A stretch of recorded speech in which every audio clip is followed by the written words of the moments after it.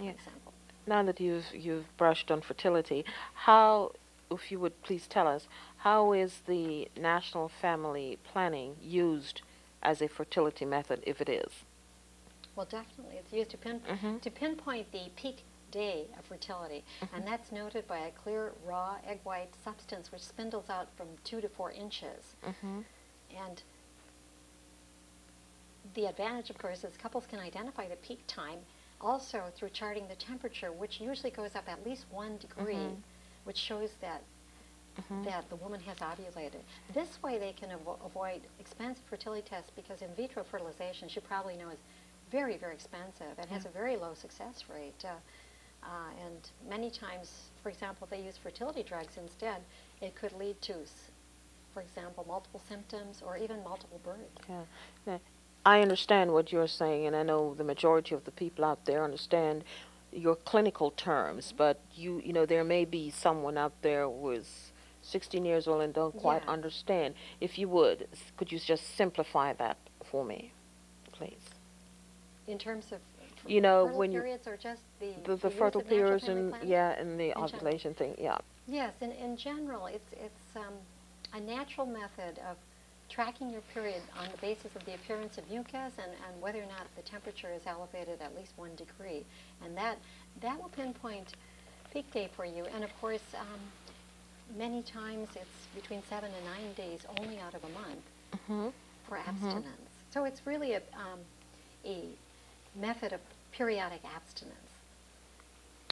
Okay, what now, can we talk a little bit about babies born with the HIV virus or born HIV positive?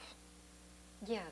Well, in the book, Wendy Steptoe, an HIV positive mother, decides to have her baby because she learns that there's a 70% chance that her baby will be born, well, will become HIV negative Mhm. after 15 months. For example, during time of pregnancy, the mother shares bloodstreams with the child, so baby, for example, might be serum positive or HIV positive when born. But after 15 months, um, frequently the baby, and as I mentioned, roughly 70% of time is converts to serum negative. And for example, if the mother uses AZT during the pregnancy, it's a much higher rate of negative status. And Oh, so the really? prognosis is really excellent. Yes, and we have moved forward, Yes, from the day when we first right, realized that this fatal disease has really been among us. I think we have inched right. forward, for the better.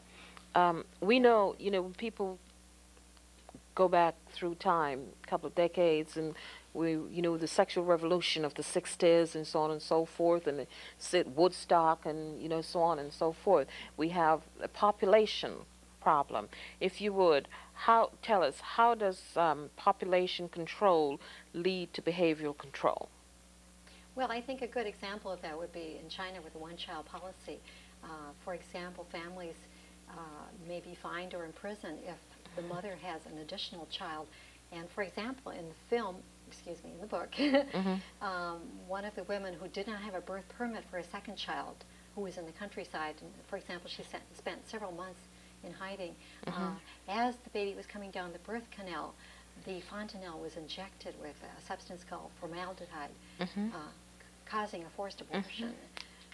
So Mm-hmm. unfortunately, this is what tends to happen, Yeah. not only in China, but other countries, for example, Peru. Yeah. But I wondered if I could raise one other issue, because people also ask me about the comparison between natural family planning's effectiveness and that of the pill. And ironically, the pill's average effectiveness is roughly about 94%, whereas the natural family planning method, or we call it NFP, is 98.6% effective. So you can see it's roughly more effective. And the Mm-hmm. pill has quite a few side effects in contrast to natural family planning, which has absolutely no side effects. For example, a lot of women get weight gain, Mm-hmm. and depression is a common one, fluid retention, and also it tends to thin the uterine lining, predisposing the uterus to be more susceptible to sexual diseases like HIV, of course. Or sexually transmitted diseases? Yes, Yeah. Yeah. right. Uh-huh. And the long-term side effects are, for example, breast and liver cancer. But a really popular contraceptive, I find as a nurse practitioner, is Depo-Provera. It's a drug given by injection every 3 months. So let's say a woman has a tendency to forget to take the pill day by day. This is presented as an alternative. Unfortunately, it causes irregular, heavy bleeding, headaches, dizziness, bone loss. And no menses, many, many times when they stop the Depo-Provera shot for over 9 months, they have no period. And some women actually become sterile. Norplant is the alternative, which is a five-month, the patch? 5-year implant. Actually, it's an implant, but ironically, they say they have between 10 and 50% conception with Norplant. There are babies who are born when a mother has Norplant, and upon removal, cause severe disfigurement and sometimes blindness, actually. Yeah. Go ahead. Just one last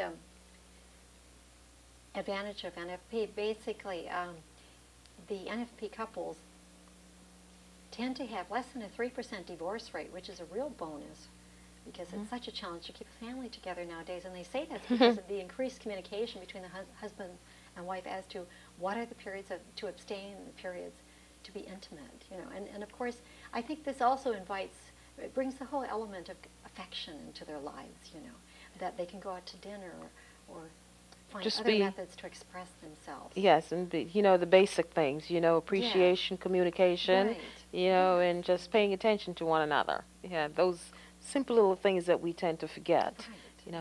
If I could just rewind for a second, you mentioned the situation in China. Now, are we speaking of people who are at an economic disadvantage, or is this China-wide? Regardless of status in the society, we also have a woman who was, I believe she was one of the nurse managers in the clinic, and she was being pressured even after she moved to the United States. When she became pregnant with her second child, when they removed her IUD, and she thought she was infertile, basically she received these threatening notes that she should abort the child, or when she comes back,